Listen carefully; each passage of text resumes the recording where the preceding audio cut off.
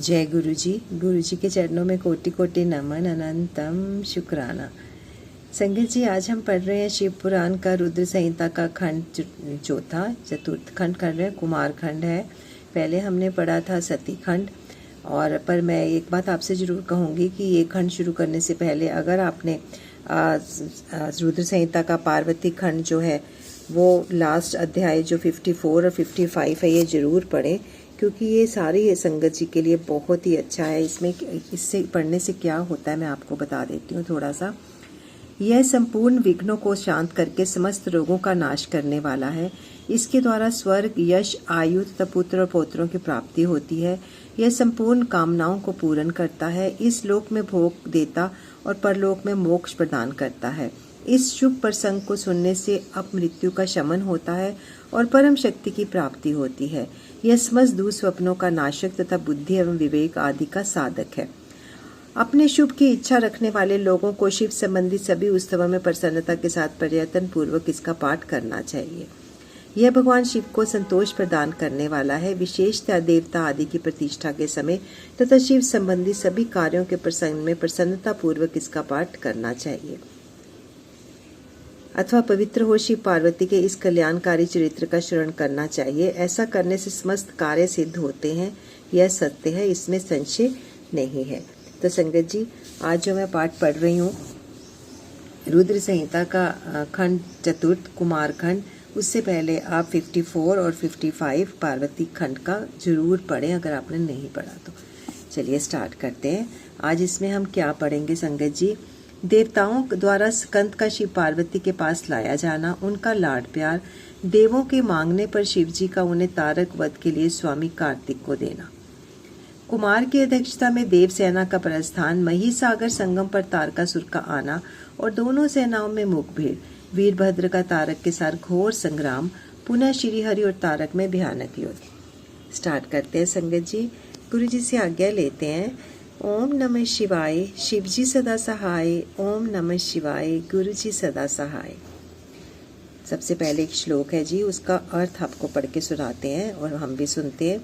वंदना करने से जिनका मन प्रसन्न हो जाता है, जिन्हें प्रेम अत्यंत प्यारा है, जो प्रेम प्रदान करने वाले, पूर्णानंदमय, भक्तों की अभिलाषा पूर्ण करने वाले, संपूर्ण ऐश्वर्यों के एकमात्र आवास स्थान और कल्याण स्वरूप है, सत्य जिनका श्री विग्रह है, जो सत्यमय है, जिनका ऐश्वर्य त्रिकाला बाधित है, जो सत्य प्रिय एवं सत्य प्रदाता है, ब्रह्मा और विष्णु जिनकी स्तुति करते हैं, स्वेच्छा अनुसार शरीर धारण करने वाले उन भगवान शंकर की मैं वंदना करती हूँ।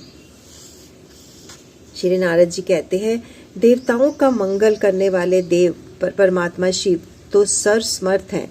आत्मा राम होकर भी उन्होंने जिस पुत्र की उत्पत्ति के लिए पार्वती के साथ विवाह किया था, उनके वह पुत्र किस प्रकार उत्पन्न हुआ तथा तारकासुर वध कैसे हुआ। ब्रह्मा, मुझ पर कृपा करके ये सारा वृत्तांत पूर्ण रूप से वर्णन कीजिए। इसके उत्तर में ब्रह्मा जी ने कथा प्रसंग सुनाकर कुमार के गंगा से उत्पन्न होने तथा कृतिका आदि 6 स्त्रियों द्वारा उनके पाले जाने, उन 6 की संतुष्टि के लिए उनके 6 मुख धारण करने और कृतिकाओं द्वारा पाले जाने के कारण उनका नाम कार्तिकेय नाम होने की बात कही। तदंतर उनके शंकर गिरिजा की सेवा में लाए जाने की कथा सुनाई। फिर ब्रह्मा जी ने कहा, भगवान शंकर ने कुमार को गोद में बिठाकर अत्यंत स्नेह किया।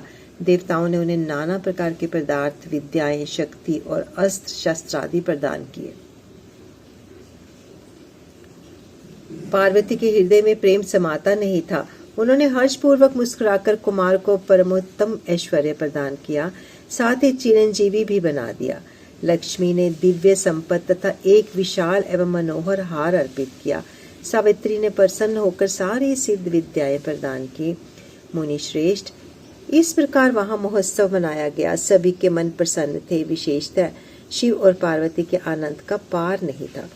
इसी बीच देवताओं ने भगवान शंकर से कहा, हे प्रभु, यह तारकासुर कुमार के हाथों ही मारा जाने वाला है, इसलिए ही यह पार्वती परने तथा कुमारोत्पत्ति आदि उत्तम चरित घटित हुआ है। अतः हम लोगों के सुखार्थ उनका काम तमाम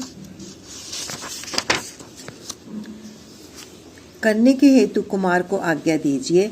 हम लोग आज ही अस्त्र शस्त्र से सुसज्जित हो तारक को मारने के लिए रण यात्रा करेंगे। ब्रह्मा जी कहते हैं, मुने, यह सुनकर भगवान शंकर का हृदय दयार्द्र हो गया। उन्होंने उनकी प्रार्थना स्वीकार करके उसी समय तारक का वध करने के लिए अपने पुत्र कुमार को देवताओं को सौंप दिया। फिर तो शिवजी की आज्ञा मिल जाने पर ब्रह्मा, विष्णु आदि सभी देवता एकत्र होकर गुह को आगे करके तुरंत ही उस पर्वत से चल दिए।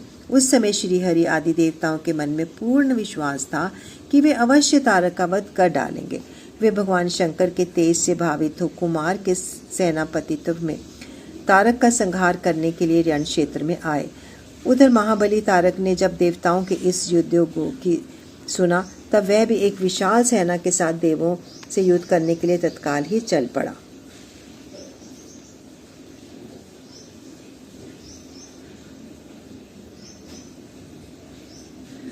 उसकी इस विशाल वाहिनी को आता देख देवताओं को परम विस्मय हुआ।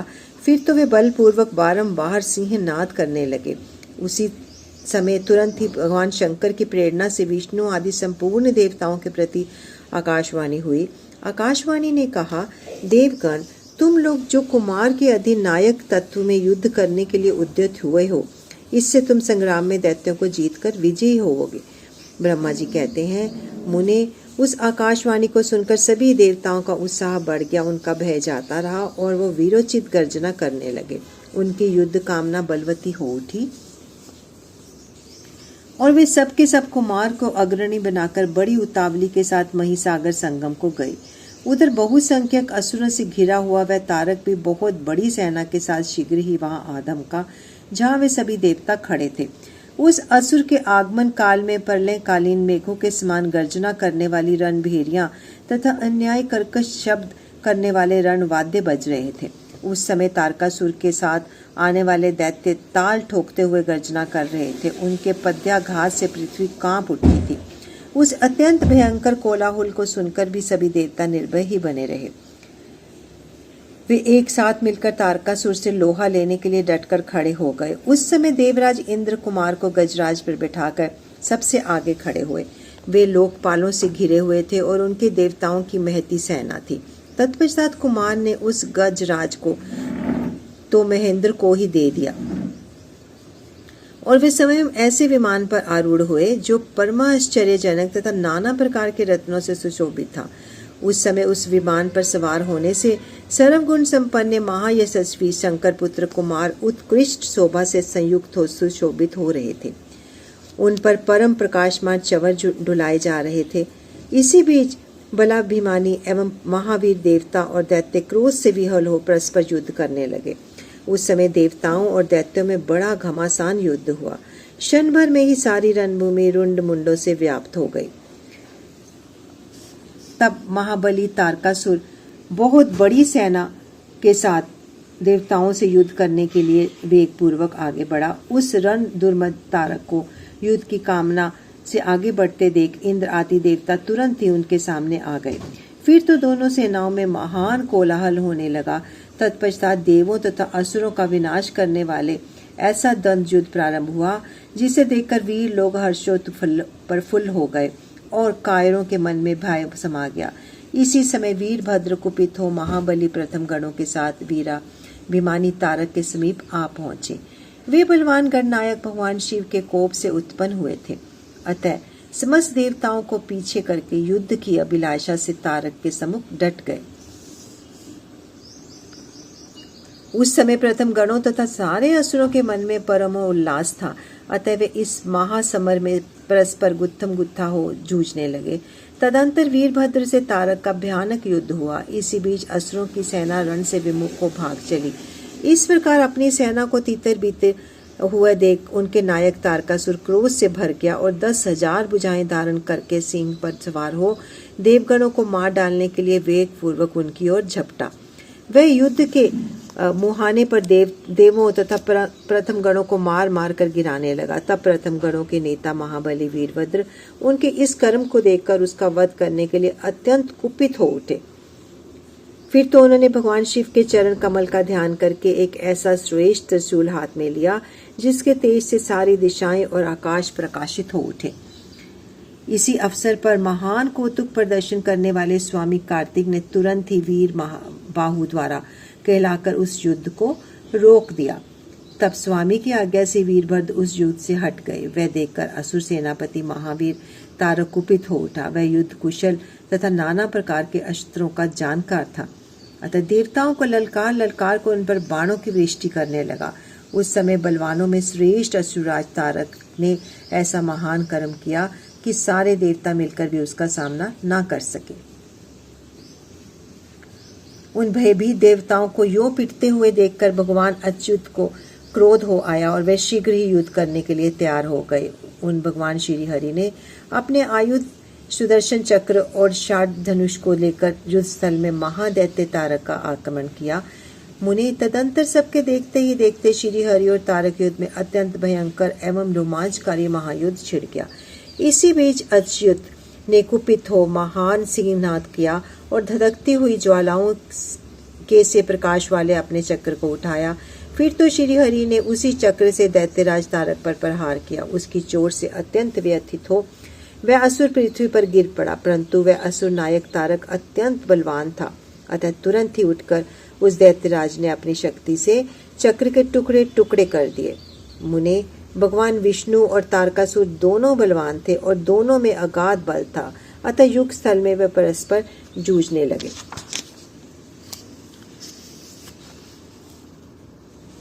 नेक्स्ट अध्याय शुरू करते हैं जी। ब्रह्मा जी की आज्ञा से कुमार का युद्ध के लिए जाना, तारक के साथ उनका भीषण संग्राम और उनके द्वारा तारक का वध। तत्पश्चात देवों द्वारा कुमार का अभिनंदन और सत्वन। कुमार का उन्हें वरदान देकर कैलाश पर जाकर शिव पार्वती के पास निवास करना। तब ब्रह्मा जी ने कहा, शंकर सुवन स्वामी कार्तिक, तुम तो देवादिदेव हो। पार्वती सुत विष्णु और तारकासुर का यह व्यर्थ का युद्ध शोभा नहीं दे रहा है, क्योंकि विष्णु के हाथों उस तारक की मृत्यु नहीं होगी। वह मुझसे वरदान पाकर अत्यंत बलवान हो गया है, यह मैं बिल्कुल सत्य बात कह रहा हूँ। पार्वती नंदन, तुम्हारे अतिरिक्त इस पापी को मारने वाला दूसरा कोई नहीं है, इसलिए महाप्रभु तुम्हें मेरे कथनानुसार ही करना चाहिए। पर तब तुम शीघ्र ही उस दैत्य का वध करने के लिए तैयार हो जाओ, क्योंकि पार्वती पुत्र तारक का संहार करके निमित्त ही तुम शंकर से उत्पन्न हुए हो। ब्रह्मा जी कहते हैं, मुने यो मेरा कथन सुनकर शंकर नंदन कुमार कार्तिकेय ठठा हंस पड़े और प्रसन्नता पूर्वक बोले, तथास्तु ऐसा ही होगा।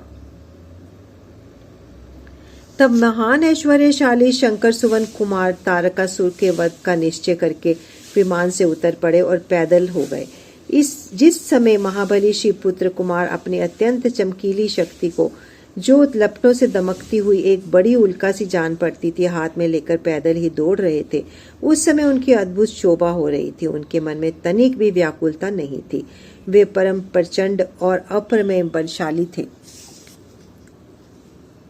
उस षणमुख को अपनी ओर आता देख तारक सुर श्रेष्ठों से बोला, क्या शत्रुओं का संहार करने वाला कुमार यही है? मैं अकेला वीर इसके साथ युद्ध करूंगा और मैं ही समस्त वीरों, प्रथम गणों, लोकपालों तथा श्री हरि जिनके नायक हैं उन देवों को भी मार डालूंगा। तदंतर देवताओं को दुर्वचन कहकर वह असुर तारक भीषण युद्ध करने लगा। उस समय बड़ा विकट संग्राम हुआ। तब शत्रु वीरों का संहार करने वाले कुमार ने शिव जी के चरण कमलों का स्मरण करके तारक के वध का विचार किया। फिर तो महातेजस्वी एवं महाबली कुमार रोषावेश में आकर गर्जना करने लगे और बहुत बड़ी सेना के साथ युद्ध के लिए डटकर खड़े हो गए। उस समय समस्त देवताओं ने जय जयकार का शब्द किया और देव ऋषियों ने इष्टवाणी द्वारा उनकी स्तुति की। जब तारक और कुमार का संग्राम प्रारंभ हुआ, जो अत्यंत दुस्सह, महान, भयंकर और संपूर्ण प्राणियों को भयभीत करने वाला था। कुमार और तारक दोनों ही शक्ति युद्ध में परम प्रवीण थे, अतः अत्यंत रोषावेश में वे परस्पर एक दूसरे पर प्रहार करने लगे। परम पराक्रमी वे दोनों नाना प्रकार के पैंतरे बदलते हुए गर्जना कर रहे थे और अनेक प्रकार से दाव पेच से एक दूसरे पर आघात कर रहे थे। उस समय देवता, गंधर्व और किन्नर सभी चुपचाप खड़े हो वह दृश्य देखते रहे। उन्हें परम विस्मय हुआ, यहाँ तक कि वायु का चलना बंद हो गया, सूर्य की प्रभा फीकी पड़ गई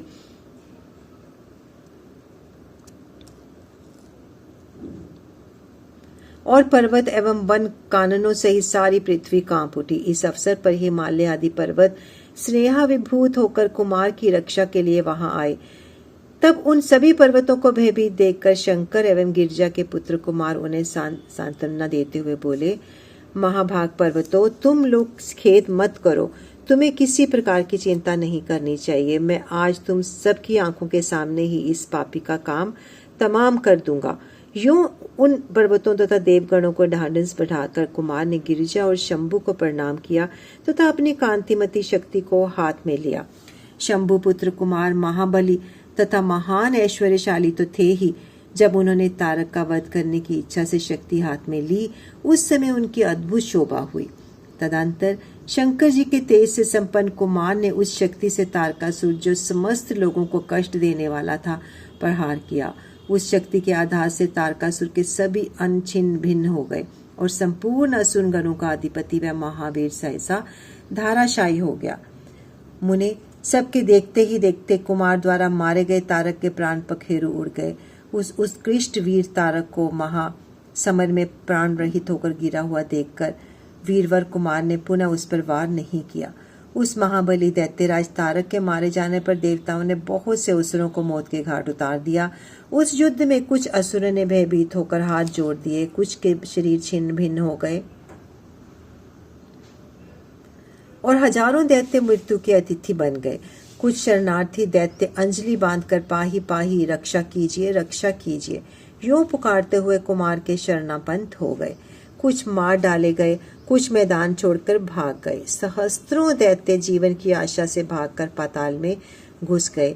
उन सब की आशाएं भग्न हो गई थी और मुख पर दीनता छाई हुई थी। मुनीश्वर, इस प्रकार वह सारी दैत्य सेना विनिष्ट हो गई। देवगणों के भय से कोई भी वहां ठहर ना सका। उस दुरात्मा तारक के मारे जाने पर सभी लोग निष्कंटक हो गए और इंद्र आदि सभी देवता आनंद मगन हो गए। यो कुमार को विजयी हो देख एक ही संपूर्ण देवताओं तथा त्रिलोकी के समस्त प्राणियों को महान आनंद प्राप्त हुआ। उस समय भगवान शंकर भी कार्तिकेय की विजय का समाचार पाकर प्रसन्नता से भर गए और पार्थिव जी के साथ गणों से घिरे हुए वहां पधारे। जब जिनके हृदय में स्नेह समाता नहीं था, वे पार्वती जी के परम प्रेम पूर्वक सूर्य के समान तेजस्वी अपने पुत्र कुमार को अपनी गोद में लेकर लाड प्यार करने लगी। इसी अवसर पर अपने पुत्रों से घिरे हुए हिमालय ने बंधु बांधवों तथा अनुयायियों के साथ आकर शंभु, पार्वती और गुह का सत्वन किया। तत्पश्चात संपूर्ण देवगण, मुनि, सिद्ध और चारणों ने शिवनंदन कुमार शंभु और परम प्रसन्न हुई पार्वती की स्तुति की। उस समय उपदेवों ने बहुत बड़ी पुष्प वर्षा की। सभी प्रकार के बाजे बजने लगे। विशेष रूप से जय जयकार और नमस्कार के शब्द बार बार उच्च स्वर में गूंजने लगे। उस समय वहां एक महान विजय उत्सव मनाया गया, जिसमें कीर्तन की विशेषता थी और वह स्थान गाने बजाने के लिए शब्द तथा अधिकाधिक ब्रह्म घोष से व्याप्त था। मुने, समस्त देवगणों ने प्रसन्नता पूर्वक गा बजा तथा हाथ जोड़कर भगवान जगन्नाथ की स्तुति की। तत्पश्चात सबसे प्रशंसित तथा अपने गणों से घिरे हुए भगवान रुद्र जग जननी भवानी के साथ अपने निवास स्थान कैलाश पर्वत को चले गए। उधर तारक को मारा गया देखकर सभी देवताओं तथा अन्य समस्त प्राणियों के चेहरे पर हंसी खेलने लगी। वे भक्ति पूर्वक शंकर सुवन कुमार की स्तुति करने लगे। देव, तुम दानव श्रेष्ठ तारक का हनन करने वाले हो, तुम्हें नमस्कार है।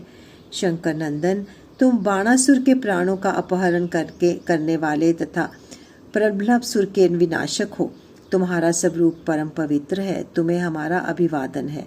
ब्रह्मा जी कहते हैं, मुने, जब विष्णु आदि देवताओं ने इस प्रकार कुमार का सत्वन किया, तब उन प्रभु ने सभी देवों को क्रमशः नया नया वर दिया। तत्पश्चात पर्वतों को स्तुति करते देख वे शंकर तने परम प्रसन्न हुए और उन्हें वर देते हुए बोले। स्कंद ने कहा, भूधरो, तुम सभी पर्वत तपस्वियों द्वारा पूजनीय तथा कर्मठ और ज्ञानियों के लिए सेवनीय होगे। ये जो मेरे माता में है पर्वत श्रेष्ठ हिममान है, ये महाभाग आज से तपस्वियों के लिए फलदाता होंगे। तब देवता बोले, कुमार, यूं असुराज तारक को मारकर तथा देवों को वर प्रदान करके तुमने हम सबको तथा चराचर जगत को सुखी कर दिया। अब तुम्हें परम प्रसन्नता पूर्वक अपने माता पिता पार्वती और शंकर का दर्शन करने के लिए शिव के निवास भूत कैलाश पर चलना चाहिए। ब्रह्मा जी कहते हैं, मुने तदंतर सब देवताओं के साथ विमान पर चढ़कर कुमार स्कंद शिव जी के समीप कैलाश पहुंच गए।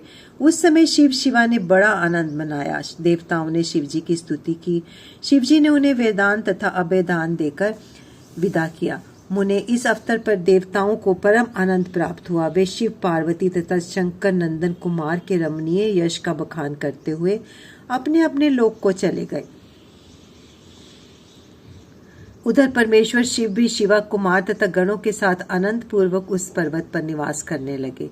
मुने इस प्रकार जो शिव भक्ति से ओतप्रोत सुखदायक एवं दिव्य है, कुमार का यह सारा चरित्र मैंने तुमसे वर्णन कर दिया। अब तुम और क्या सुनना चाहते हो? अध्याय 9 से 12 की 1 से 12 की समाप्ति। संगत जी, अपने रुद्र संहिता के खंड चतुर्थ कुमार खंड के हम इस अध्याय को यहीं पर विराम देते हैं। गुरु जी से आज्ञा ले लेते हैं। संगत जी, ओम नमः शिवाय। शिव जी सदा सहाय। ओम नमः शिवाय। गुरु जी सदा सहाय। गुरु जी के चरणकमलों में कोटि कोटि नमन। गुरु जी thank you so much. Guru ji thank you. शुक्राना शुक्राना शुक्राना। गुरु जी, आपने हमें और सारी संगत को इस ओर लगाया, शिव पुराण पढ़ने की शक्ति Bakshi. Thank you Guru ji, thank you so much. शुक्राना गुरु जी।